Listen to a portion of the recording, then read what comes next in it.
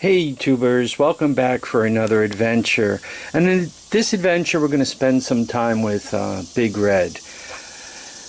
I've owned this machine for quite a long time, and it kind of sat in the shed and mice got into it and kind of wrecked it.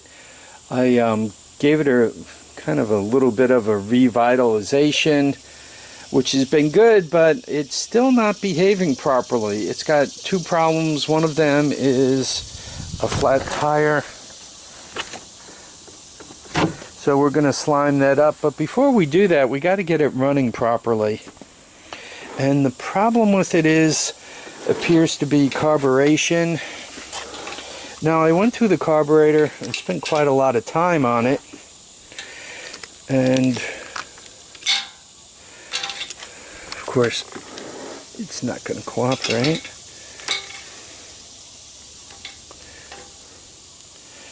And what it does is it starts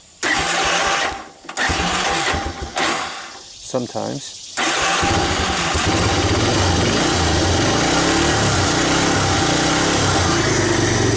and it'll run with the choke on, but you hear it's rich.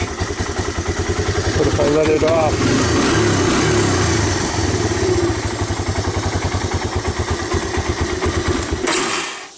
and even when it's warmed up, it just peters out. So the gas tank inside is not great, but not horrible. So I replaced the downspout, the petcock, and it's got a filter on it, and I put another filter here, yet for some reason the idle circuitry in the carburetor appears to be clogged. So what we're going to do is we're going to remove it and go through it and see what we could find, because I really want this thing to go back to being my go-to machine.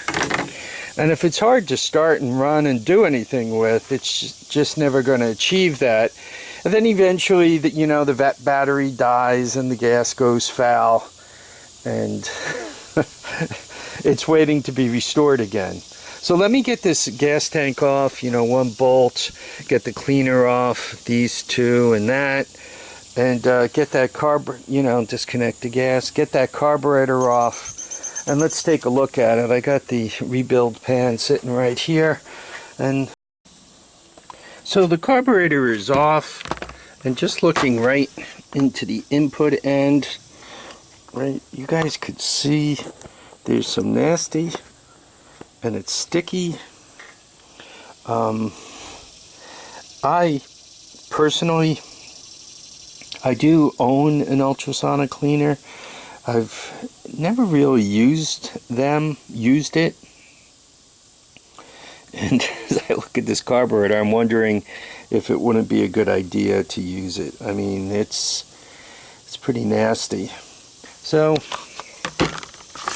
I think perhaps when I worked on this carburetor, I might have been a little low on chemicals, because the stuff, if you just, there you go, like you see that blot right there, I mean, it does seem to dissolve easily enough. Anyway, obviously I must have been sleepwalking when I did this carburetor rebuild. I'm gonna get in there and see what else is going on. Normally when they don't idle, you're kind of looking, you get this valve out and you make sure that's really clear. And I'll show you, there's another jet also that you kind of look at when they're really fussy about idling. I'll show you that. And hopefully we find some smoking gun in there. We clean up a few other sins, like, once again, I was sleepwalking when I did this carb rebuild. Put it back on and this thing gets back to running like it should be running. So this is what the bowl looks like. You know what? There's more junk in there. That's what the carb looks like. Once again, this typically does the idle these two. That's more of the high speed. It's kind of both, the one sunken in there. But quite honestly, they all interplay together. If any one of them's dirty, your carburetor isn't going to run properly. And if you're assuming the idle circuit's dirty, the rest of it is probably not clean. And it's just a matter of time before it gets into trouble. So it won't idle now, and eventually it won't rev up or do anything else. I'm going to take it all apart. We'll look at them individually. It's good though just to take a moment to note how everything's laid out. So I'm going through the carburetor clean, and I just pulled this jet out. Let me jack up. And you see how you can kind of look through, and you see the holes there and the holes there, and you can kind of see through the other side of them. So that's what you're after doing. And then if you go through the center of this, I'm going to take a minute until I can show it to you.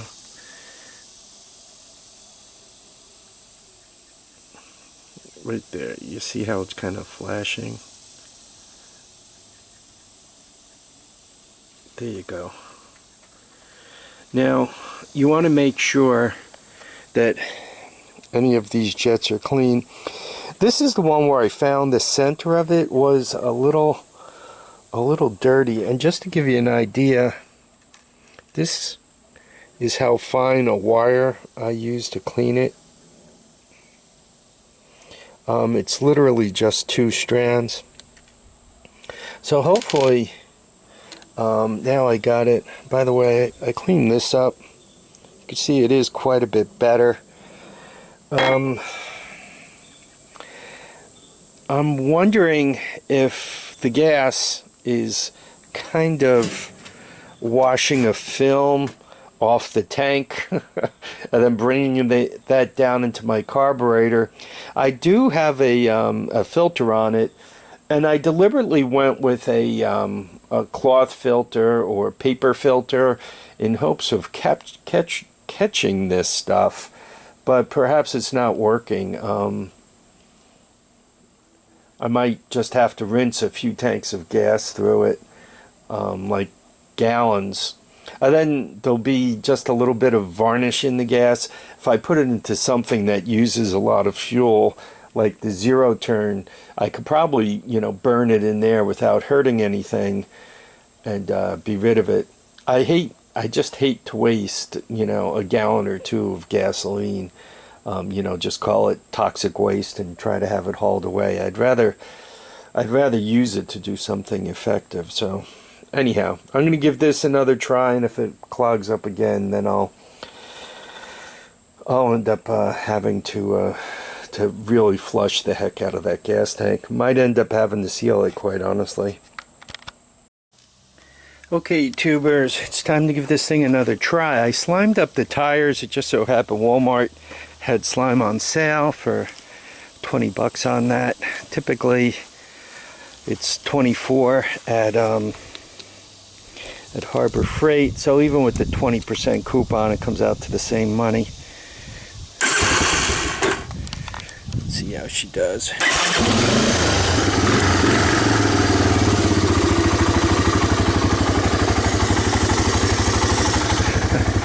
Forgot the seat. Let it idle for a moment, warm up. I did find one of the jets was clogged. That hole in the center that I spent a long time trying to show you. So that was actually clogged. And then the carburetor itself just had a general look of being ugly. So choke is off, it's idling away. Gotta love that.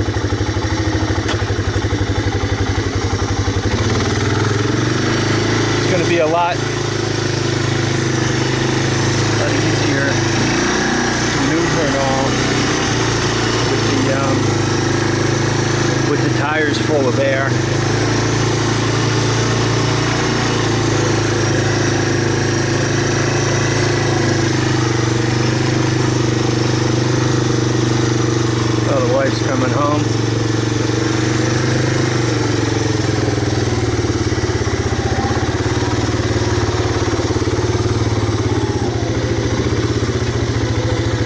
must not be mad at me. She didn't try to run me down.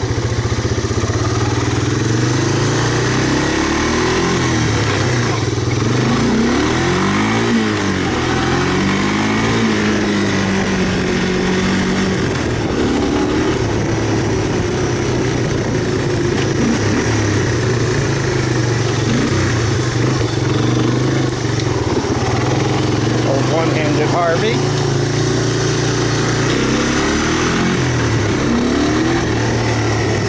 Much better.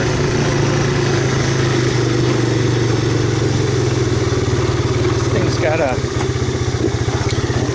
little bit of a weeble wobble to it.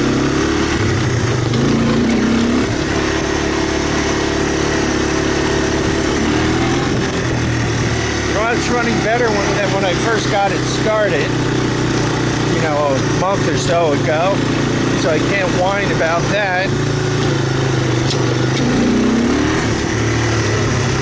Yeah, she's doing good. I either have to cut the front lawn again or hire some goats.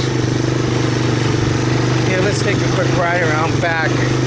Make sure nobody's taking up residency back here. Those of you who kind of follow... Oh boy, she's shifting like a sweetheart too. Nice.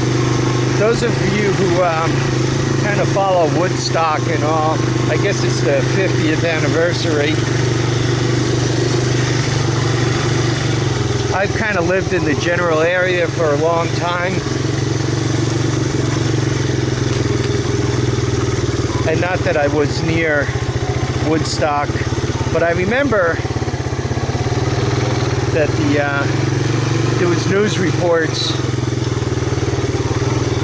about the Quickway being all plugged up and a lot of the local roads being all tied up.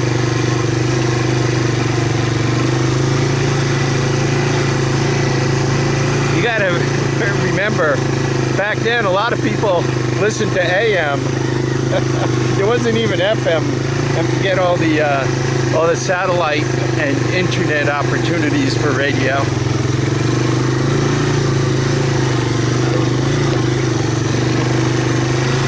But back in the days of Woodstock, if you didn't like look around your property regularly, you could kind of go to the back of your property and find a flock of college students living there.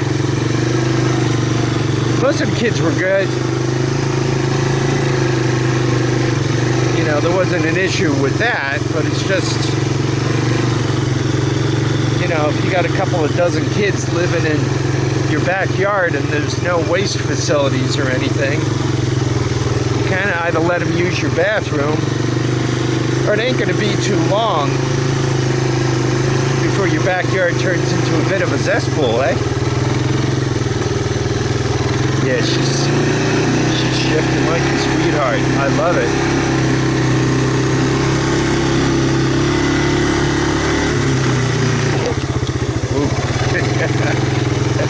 Might need to turn that idle down.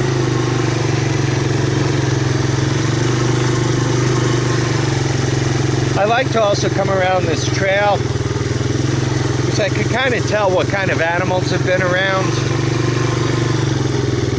There are wild dogs back here, and I don't see that they've left me any biological samples. The other thing now, I'm not seeing any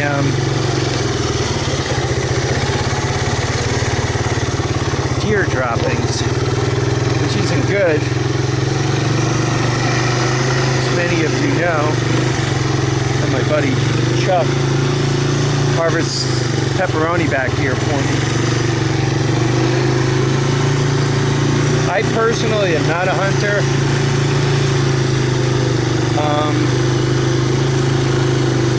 Mostly because unless you're going to eat what you kill, you shouldn't kill it. So my buddy Chuck, when he gets a deer, between what I take and what his father takes and what he takes, the whole deer is used. And I'm good with that. I just don't like the idea of whacking them for the sake of whacking them.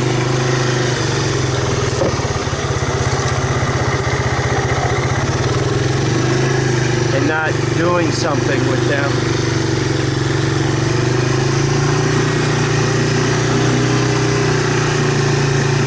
I went through this trail system in the spring and cut a lot of this back.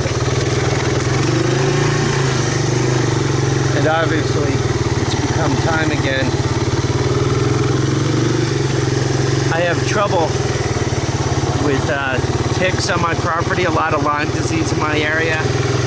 But luckily for right here, not that it's lucky, I wish I had no ticks, but it seems that mostly I have the big ones, the deer tick.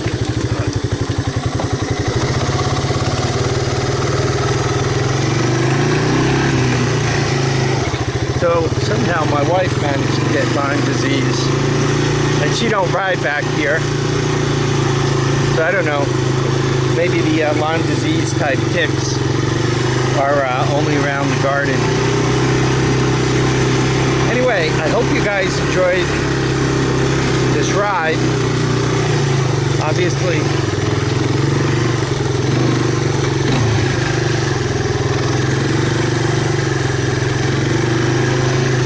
Big Red is running like a champ.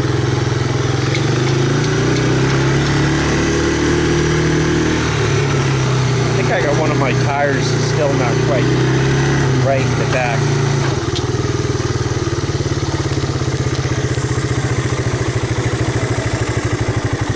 Turn off the fuel.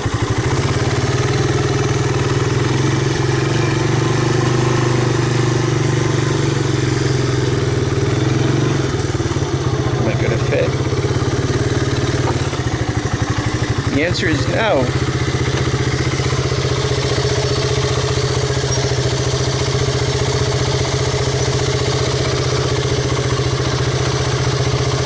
There we are. Almost fit.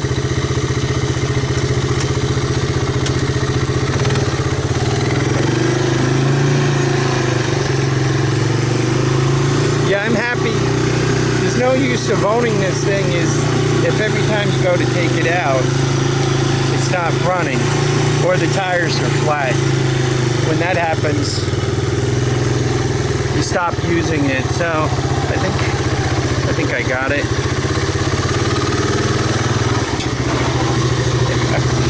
Right on in. Anyway, I want to thank you all for dropping by to watch and comment and subscribe. I hope you enjoyed this. Please remember, feet down, heads up, and get out and enjoy each and every day. Bye now.